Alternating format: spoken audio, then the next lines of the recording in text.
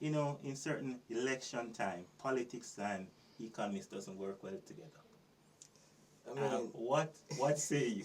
Master Coach Apostle Courtney McLean and Business Coach Zidane Sinister are powered up to share their expertise on the business end. Welcome to another episode of the Business End. I'm your host, Zidane Sinister. And here on the Business End, we provide real and practical solutions to advance businesses by speaking with experts in the field and existing entrepreneurs. Now, today we have with us a dynamic and a critical thinker. Our guest today is more than an expert. He is a super expert. We have today Dr. Andre Haughton, Shadow Minister of Science, Technology, Innovation, and Entrepreneurship in Jamaica. He is also a senior lecturer in the Department of Economics at UWI-Mono, which where he focus on research focuses on international economics and applied macroeconomics. No, that is not it as yet, ladies and gentlemen. And I said to you, this man is well accomplished. He's also a former senator in Jamaica, where, of course, the senators, they review acts and bills before passing them into law. Now, he's also an international monetary fund, as IMF Distinguished Academic Fellow, where he has earned his PhD in University of Essex in the United Kingdom. I must tell you, he is also a bright sparks, I tell you. He is really accomplished. He's also the KPMG Pete Merrick, Thomas Delarue, and the British Commonwealth Scholar. And that's not it, ladies and gentlemen. He's also was selected as University of West Indies most outstanding researcher in 2017 from the Faculty of Social Sciences. He was also the most outstanding UWI alumni for the decade 1999 to 2008. That means during my time. I must tell you, Dr. Andre Haughton was also a winner of the Applied Academics Best Research Paper Award in 2012. Now, Dr. Andre Haughton is also a 2-time author. One of his books is Developing a Sustainable Balance of Payments in Small Countries, Lessons from a Macroeconomic Deadlock in Jamaica. He's also did another book that's called The Overcoming Productivity Challenge in Small Countries. And like I tell you, his accomplishment has not stopped there. He's also the chairman of the Scarce Commodity Plant Consultant Group, which focuses on the cannabis research. He's also the director of the Montego Bay, he says the former director of the Montego Bay United Football Club. And he's also the chairman of Scarce Sports, which hosts the Montego Bay Futsal League. He's also the founder, now he gives back to the community, he's also the founder of the Valley Foundation, a charity organization that provides resources for the risk and the marginalized youths across Jamaica. He has been doing it, ladies and gentlemen, and we are quite privileged to have Dr. Andre Haughton with us today on the Business End. Welcome, sir, and how are you doing this afternoon? thank you for having me today, Zidane. It's very good to be here. It's very enlightening to come and speak to you guys about economics in Jamaica and what the country needs to do in order to move a nation of such remarkable people forward.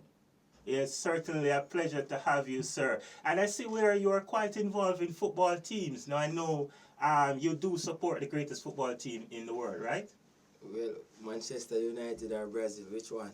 Manchester United, we're talking about here, the greatest football club Both of them are, right? I'm in the world. Brazilian by blood, not affiliation. Okay, wonderful. So, for our viewers, could you explain to us what is the role of the opposition shadow minister on science, technology, innovation, and entrepreneurship? Yes, I was selected by the leader of the opposition, Mark Golden, to be the PNP's shadow minister for the science, technology, innovation, and entrepreneurship portfolio. What this entails is that I must first create a roadmap for where I envision Jamaica to be by using the science, technology, and innovation and entrepreneurship. And what we have done so far, I've created a task force Yes. with qualified people. Ambassador Richards from Atlanta, also Reginald Nugent, who was former head of business at UTech, also Clive Fagan, who was once the creator of the free zone area, and so on and so forth. I have a good mix of people on my team, and our mandate entails creating a TOR, terms of reference, for when the People's National Party gets into government. How are we going to execute policies to enhance, one, the application of science and the infusion of technology into our day-to-day and our business processes?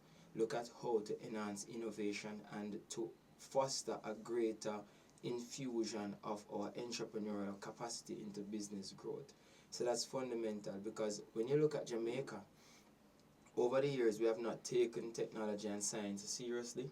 What we have is a talk shop where a lot of people speak about, yes, we need to infuse technology, we need greater science applications in our business processes, but many of these have not been fully supported by government entities and government institutions. If you take tourism, for example, there's what is called the Tourism Enhancement Fund. Yes. And the Tourism Enhancement Fund pumps capital into marketing Jamaica as a tourism industry, and we spend billions of dollars every year to pay TUI to make sure that they dock their passengers here, to give subsidies to hotels, and so on and so forth. But that's just a fraction of the coin, because when you talk about employment and you talk about a country creating wealth, then Jamaica boasts, for many, the lowest unemployment rate in our history. But while we have a lot of people working, and majority of the people who apply for work are working, we have not been able to increase our gross domestic product, which is our GDP, in any significant way. So in economics, you know, Zidane, because we were classmates, so you're looking at the difference between the intensive and the extensive margin. And the intensive margin is like this: when you employ more people, you add more people, more machinery to the business process, the economy is supposed to grow more, right? And the extensive margin is when you use the current amount of workers to equip them with more knowledge, equip them with better understanding of technology and better use of technology, so that the existing amount of workers produce more. So now that Jamaica has done what we call exhausted our intensive margin, because we have no more people to employ, we have employed everybody in low-level jobs, then we must now look at how do we build upon what we call our extensive margin, which is equipping the domestic Jamaicans to be able to produce more irrespective of where they are. So one of the first proposals that I often make, and I've been doing this since I was a senator in Parliament, is to advocate for a technology and innovation fund similar to the Tourism Enhancement Fund, because this now will provide avenues through which the individuals who are technology savvy, companies who are technology savvy, companies who are innovating, can get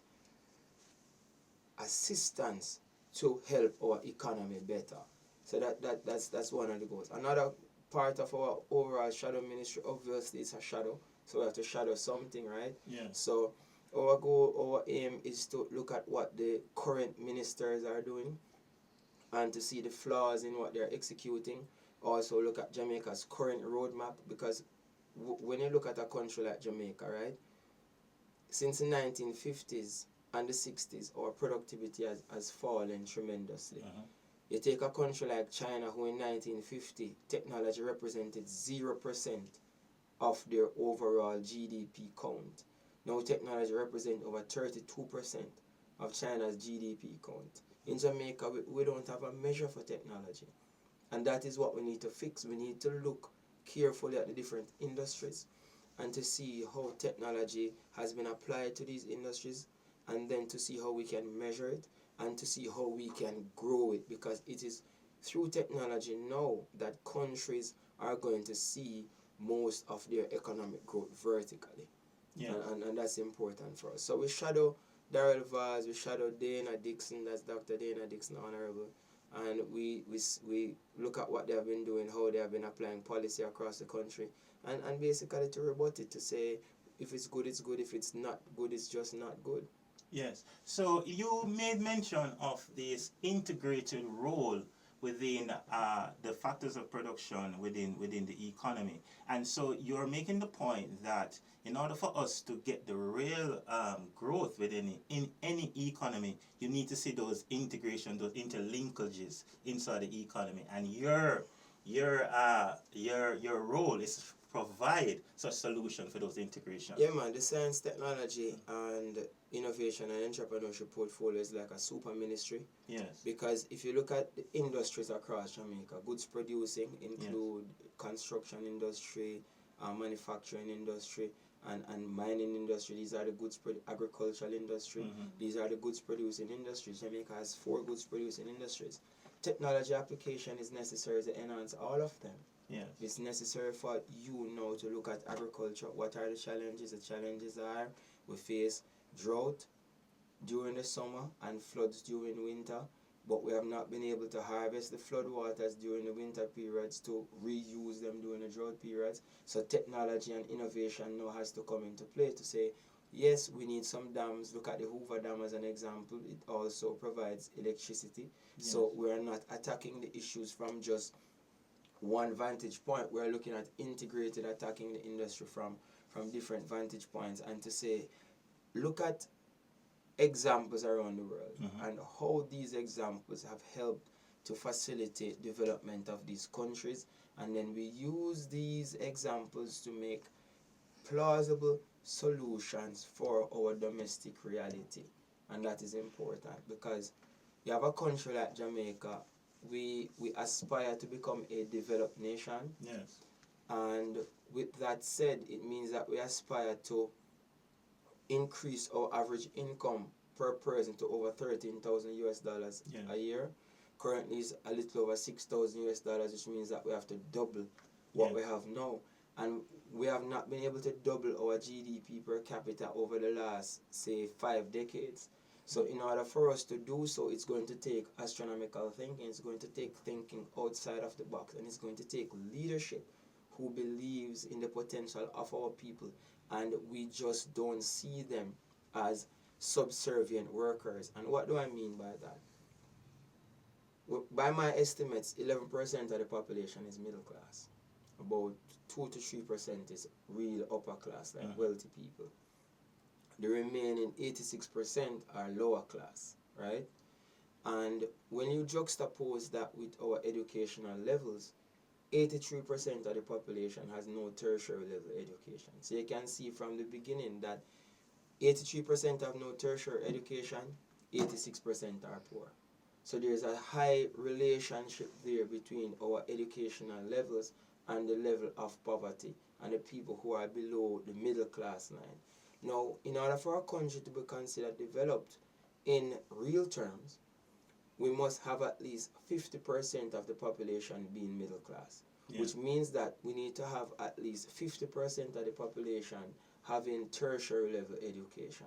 So we have to start thinking about these things. How do we filter these people into avenues through which they can get education that they can now apply domestically and don't leave to go abroad? And if it is the case, because we face, and if you read my book, Overcoming Productivity Challenges in Small Countries, you will realize that every year at least 25,000 people with qualifications migrate from Jamaica.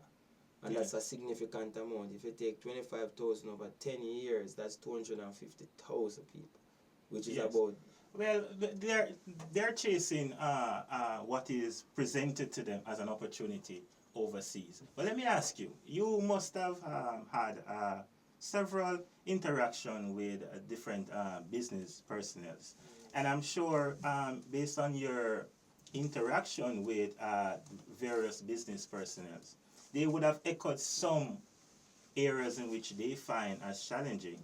What I want to ask you is within that context, what are some of the improvements that you would like to see, and how you plan to implement some of those recommendations that you speak of in terms of business one of the first improvements that we like to see is an acceptance of small businesses as business people.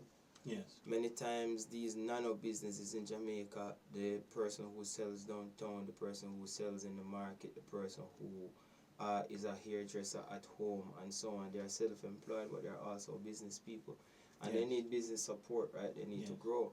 So one of the first things is for us to accept them as business people. The second thing is what I discussed before, which is providing avenues through which they can access capital, because we realize in Jamaica that a large portion of our economy cannot access capital, therefore they cannot grow. If you look at the Grameen banking system in Bangladesh and these countries that have assisted them to grow by lifting the economy up by its own bootstraps, by attacking challenges of rural area agricultural workers, rural area entrepreneurs, then providing funding was an important aspect of that. And the Grameen banking system, 100% of its portfolio is distributed for productive use. Yes. In Jamaica, we realize that the productive part of the bank's portfolio has been dwindling since the 1990s. And this is for many reasons, right? Banks want sure money.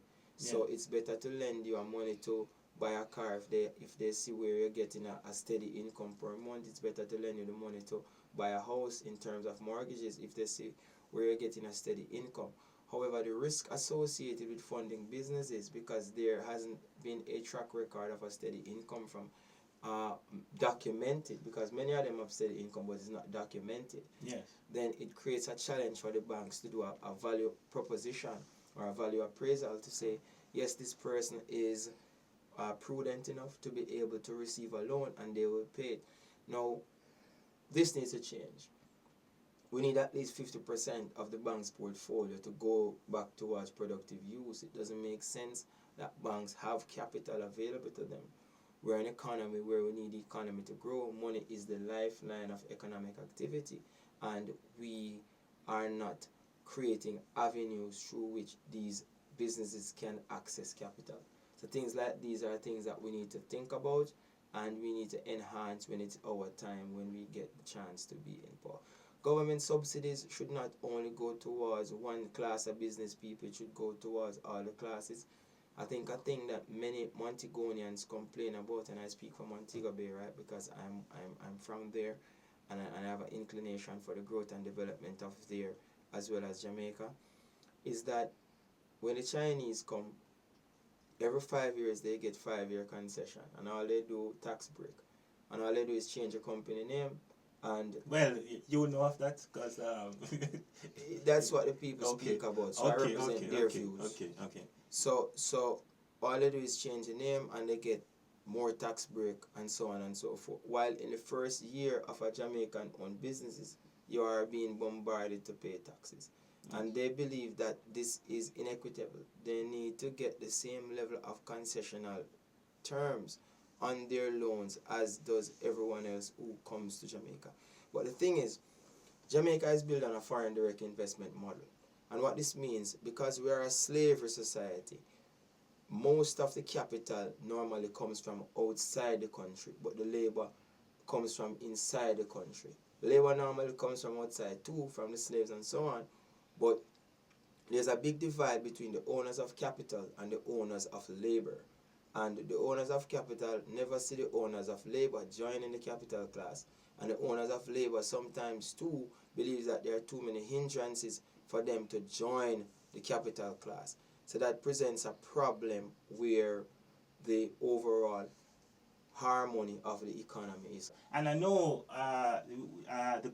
there's some quasi-government institutions such as the Development Bank, which does provide some amount of access to capital, but you're saying that is not enough. No, it's not enough. And the measures as well as the requirements that a lot of people have to satisfy in order to access those funds, most times the DBJ after the year still has a significant portion of their budget not expended to the economy. So we need to figure out how best to ensure that those who need the capital have the right paperwork, the right foundation in order to access these capital from these government institutions. Yes, and that is what you're proposing, is a way for us to enhance and develop our businesses. But, you know, one would argue that if we, and I guess that's the argument you're putting forward, that if we create a more business-friendly environment we would definitely see more businesses getting into the development stage,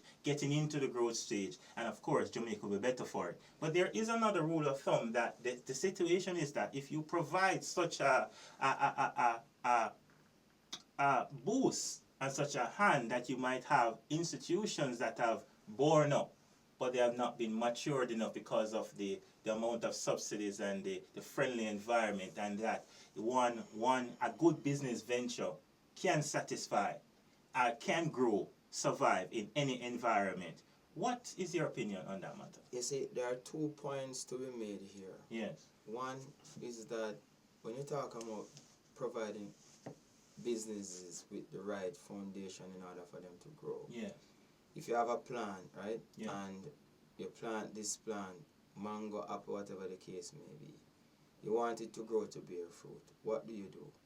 You water the roots, you fertilize the roots, you prune it, you allow it to get sunlight, so the environment that the plant is in allows the plant to flourish, right? Yes. If floods come, wash away the roots, you'll get nothing. Yes. Right? If it is not properly secured, drought comes, you don't get any water, you'll get nothing. Yes. So it's the same thing for business, right? If Yeah. it is not in the right environment, if it's not provided the right nutrients, if it's not groomed properly, then these businesses won't grow. Another thing is that different businesses have different growth spurts and different years to meet their different business cycle projections, right? For example, let's use the same analogy with plants again. A melon takes 3 months to grow, right? While a coconut tree takes 5 years. So in a year, a melon would bear like 4 times, and a melon bear big, big, big, big, big. And the coconut tree after a year has not bared once. And it's looking at the melon and saying, wow, the melon is bearing 4 times. How comes I haven't bared yet? After a year, the melon bear 8 times. But the coconut tree still hasn't bared. Because it needs 5 years in order for it to put itself in the right position in order to bear fruit. And sometimes when you talk about capital, a lot of times when people invest capital in a business for 1 year, they get agitated. For 2 years, oh my God, the business not, them give up. But that type of business is like a coconut tree. It requires 5 years in order for it to reach the potential for it to bear fruit. And after it starts bearing, then that's it. So our understanding of business and different business classes and different life cycles of business is important for us to really be able to support these businesses in a meaningful way and give them the right impetus in order to grow on their own terms, not the term of the investor who is really quick to want a returns on his capital. So these are things that are real things, right? They are things that we have to think about as practitioners and things that we have to think about as facilitators. Because remember, in every economy, there's the business, there's government, and there's a household. And the purpose of the government is to bridge the gap between the business and the household and to make sure that businesses don't exploit households and households don't exploit businesses, and there's a happy medium where everyone comes together to enhance and facilitate real growth and development. So, in other words, viewers and listeners, Dr. Andre Haughton is making the case that there are to be a different type of approach, different type of policy, different type of access and just gifts and benefits towards different type of businesses, not necessarily the one size fit all or the age of that business development, because one business may be a coconut tree in his analogy, and another business may be a melon based on his analogy. So you require different types of approaches, different types of policy, different types of access to capital and technology advancement in order to make that business or those businesses reach their full potential. Now, you must have had a lot of interaction with businesses. And of course, the other business we have used all the technology to advance their administration services. They're just their own produce. What are some of the ones that you can highlight, some of the positives, that positive one that has used these technologies, used these groundbreaking innovations and have had the success stories. You need to claim. You claim to. Yeah, the other interesting. day, the other day we had an interesting scenario where the farms are using drones to water and spray their plants, Yes. and I thought that was very innovative. Yes. I thought that is something that we can adapt across the length and breadth of Jamaica. These big Yeah. drones. I don't know if any one of you follow my page. I posted it there, where they were making the agricultural process very easy by using the drones from an aerial point of view to cover acreage in a shorter time frame. I also saw companies that are using AI, Yes. artificial intelligence, to do customer service, to Yes. write letters, to plan businesses, to look at business demand, to analyze business problems, to Yeah. create business solutions. And this is where the world is headed. We are now living in a new world where technological applications are now going to make a lot of business processes that exist become redundant, and businesses now are going to find it easier to manipulate their environment with quicker solutions, given the infusion of the fourth industrial revolution, the Internet of Things, and artificial intelligence. And we cannot be stubborn Yes. to the new world. We have to be accommodating to the new world, and as practitioners we have to create avenues through which these small businesses can access these new type of business processes and also embrace them, so that they can become more and more productive and they can earn more per unit of time, per unit of input. And that is the fundamental challenge that we have to overcome, and to implement these tweaks to be able to move forward. And so that's why you made the case for the technology advance enhancement fund. Yes, Yes. technology and innovation enhancement fund, very important, similar to tourism enhancement fund. And that's an excellent point. Now, Dr. Andre Haughton, now, beyond what you have mentioned, what is the maybe two bit of advice would you give persons who are in business or who are desirous to making that step in business? What are those two primary, critical advice that you want to give them? Yeah, first you have to love what you do. Love what you do. And the second is plan to do what you want to do. Don't leave it to chance. Calculate your numbers, look at your market, look at your demand, look at your supply, and make sure that you have good inventory. If it's goods, if it's service, make sure you understand the service industry. Make sure you train and practice and get the necessary skills needed to make sure that that service is top class. And that's fundamental. Those are solid points. So might we ask you, what is next for Dr. Andre Haughton? I mean, for me, my aim right now is to win my seat in the St. James West Central constituency. Yes. And hopefully I'll become the next Minister of Science, Technology, Innovation and Entrepreneurship. And when I do, then we will use this particular ministry to enhance and uplift all the industries in Jamaica, and to make sure that Jamaica can indeed achieve high economic growth and move this nation of such remarkable people from our current level of underdevelopment to a level of extraordinary development, where each person is earning on average over 13 or 14,000 US dollars per year. Excellent, excellent. I like your vision. So before you go, where and how can persons contact you? Yeah, you can follow me on social media, all my social media platforms. It's Dr. Andre Haughton, that is DrAndreHaughton.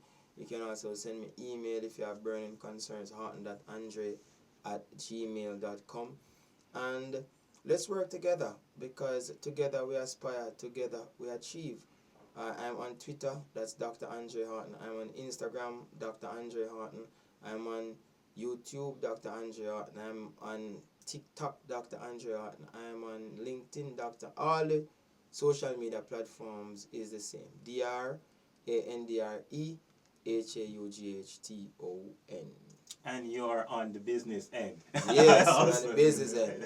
Wonderful. Gospel JA 91.7. Wonderful. 91.9.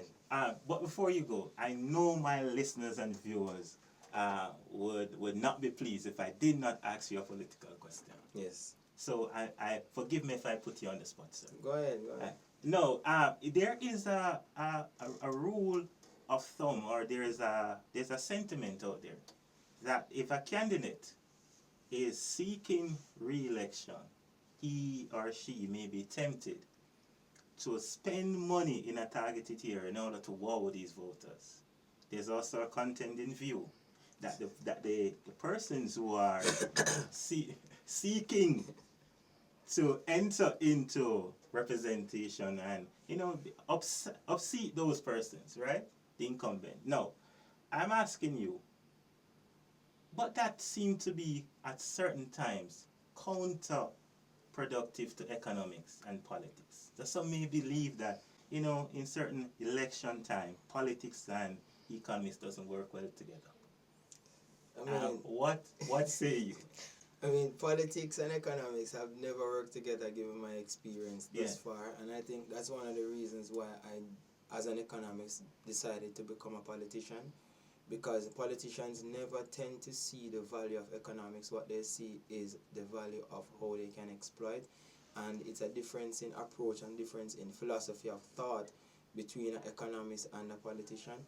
As it relates to the spending of funds, many communities across the length and breadth of Jamaica are severely deprived. Yeah. They are deprived of reasonable infrastructure. They are deprived of their ability to enterprise themselves. I mean, for Labor Day, the other day, we built a toilet in a tenement yard where about 15 people lived, and they didn't have any bathroom facilities. You understand what I mean? So think about that. That's just one example. And there are many other households who are deprived in some way, shape, or form. And as a politician, you have to find ways to assist these communities, assist these households to buffer themselves over the poverty line, because your aim as a leader is to ensure that the people you lead are in a position to afford themselves a decent lifestyle and a decent standard of living. And when you're in a position and you see the inhumane conditions that many Jamaicans live in, you see the poverty that a lot of Jamaicans encounter on a day-to-day basis, then it is not about politics anymore. It's about us being Jamaicans and creating an environment where Jamaicans can feel proud to know that other Jamaicans look out for them and want to see them have a higher standard of living. And that is where we have to draw the line, because politics has not been doing it. So Jamaica is a country that survives of charity and benevolence. If you take even a simple hospital, look, a lot of hospitals can't get a bed if it's not given by a charity. The government eat the budget, and then they call on Shaggy to keep concert, to buy hospital, to buy a bed for them. You understand? So it's like we live in an oblong economics reality where politics is concerned. Yeah, Dr. Haughton. Guess that's where we left it. That's where we have to leave it. Dr. Haughton went into his political campaign, but here we are on the business end, so we will keep it business. But what essentially Dr. Haughton is in answering that question about economics versus politics, he says there is a line. There is a line that both can coexist. But generally, in election time, both tend to be counterproductive. Because one person or certain candidates is looking at seeking voters and not necessarily the development of the economy. We need to get to a point in where we have the development of the economy at the forefront of our minds, regardless of political affiliation, and create that business environment where every business can prosper and every business can grow, so that Jamaica can grow and be her best. This is the business end, and you can contact us at the Instagram, YouTube, TikTok, and Spotify. You are the Business End Show tribe. You are literally the best. Continue to be your increasing best. Thank you. Master Coach Apostle Courtney McLean and Business Coach Zidane Sinister are powered up to share their expertise on the business end. But don't forget to tell a friend or a colleague. And of course, have your tools on hand, your notebook and your pen. Classes are in session every Tuesday, 3:30 on Gospel JA for the business end. Master Coach Apostle Courtney McLean and Business Coach Zidane Sinister await you.